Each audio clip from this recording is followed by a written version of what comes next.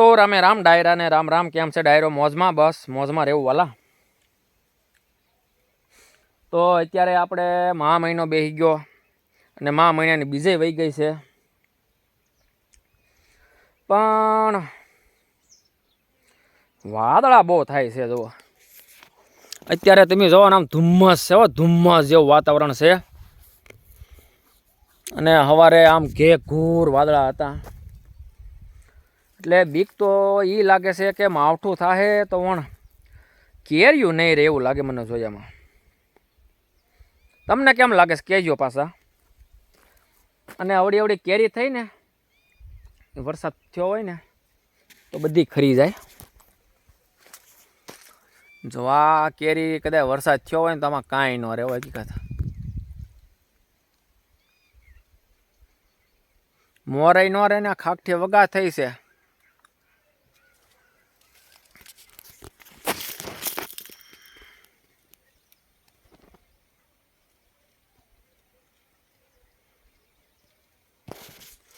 અને જે આંબા અમુક બાકી છે ભાઈ, આને બોલો કાંઈ નહીં, કવડો મોટો આંબો છે.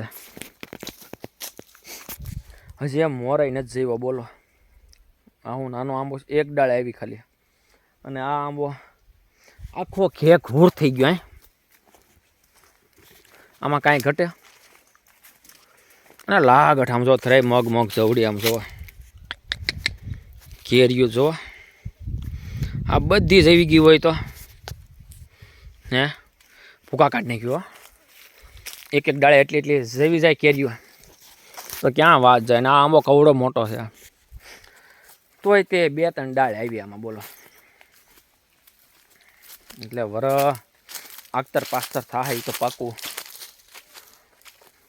આ આંબો નાનો લાગે જવો તો એમાં કાંઈ ન થયું બોલો.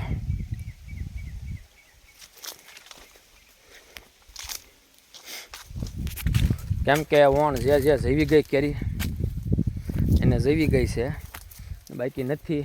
આને એક ડાળ આવી તો કવડી થઈ ગઈ. જવો એક જ ડાળ આવ્યો આને.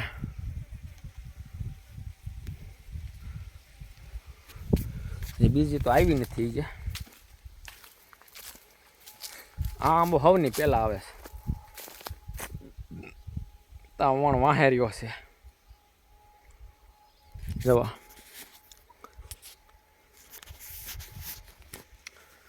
અને વાતાવરણ થોડુંક વાદળ છાયું છે અને ધુમ્મસ જેવું વાતાવરણ છે, એટલે મોર હજી આગતર પાસ્તર થાય એવું લાગે મને જોયામાં. કેમ કે વરસાદ થાય ને તો આ ખાકઠી છે ને, ઝીણી ઝીણી ખાકઠી નહીં રહેવું લાગે, અનુમાન લાગે છે. પણ હવે તો જે થાય હવે આગળ આગળ જોતા જઈએ કેવું વાતાવરણ છે. એમ થાય નહીં તો રહે, નહીં થાય તો રહે, અને થાય તો નહીં રહે એવું છે.